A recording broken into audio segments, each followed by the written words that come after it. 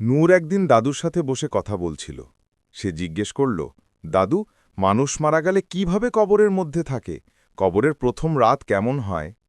দাদু এক পলকে হেসে বললেন, আসলে কবরের প্রথম রাতটা অনেক গুরুত্বপূর্ণ, কিন্তু ভয় পেতে হবে না।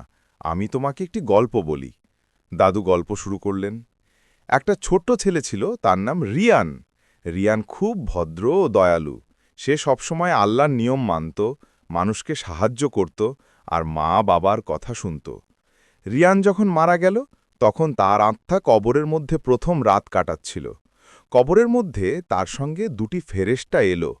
তারা রিয়ানকে জিজ্ঞেস করল, তুমি আল্লাহকে বিশ্বাস করেছ? তুমি কি ভালো কাজ করেছ?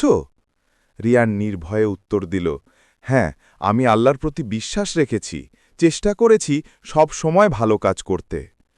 ফেরেশতারা হাসলেন এবং বললেন, তোমার বিশ্বাস এবং ভালো কাজের কারণে তুমি কবরের প্রথম রাতটি শান্তিতে কাটাবে। আল্লাহ তোমাকে স্বস্তি দেবেন। রিয়ান কবরের মধ্যে শান্তি অনুভব করল। সে জানল, আল্লাহ যে কোনো ভালো কাজকে কখনো নষ্ট হতে দেন না। প্রথম রাত কিভাবে কেটে যাবে তা তার বিশ্বাস ও আমলের উপর নির্ভর করে। দাদু শেষ করলেন, নূর, আমরা যদি আজ থেকে ভালো কাজ করি, নামাজ ঠিকভাবে পড়ি, দোয়া করি এবং আল্লাহর পথে চলি, কবরের প্রথম রাতও আমাদের জন্য শান্তি ও স্বস্তির হবে।